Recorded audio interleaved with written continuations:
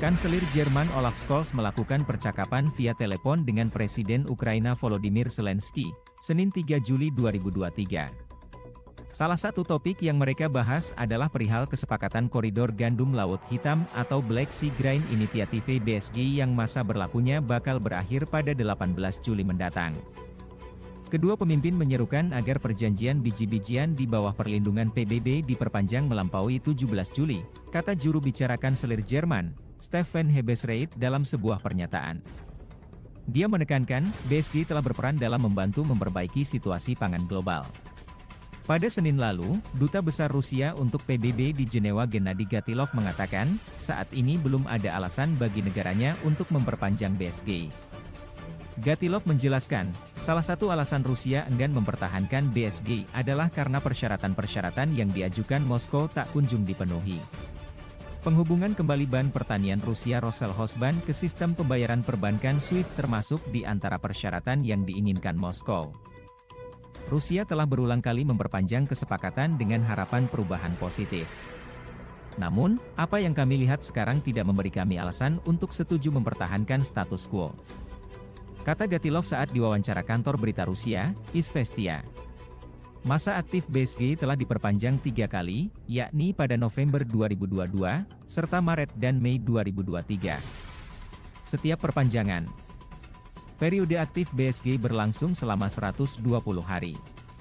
Bulan lalu Menteri Luar Negeri Rusia Sergei Lavrov mengatakan, negaranya menolak perpanjangan masa aktif BSG.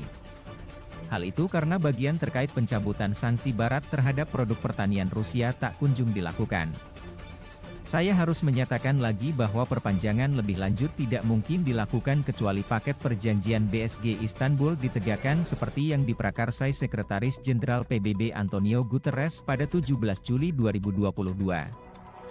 Kata Lavrov saat berbicara di 46th session of the Council of Foreign Ministers of the Organization of the Black Sea Economic Cooperation BES, dikutip kantor berita Rusia, TASS.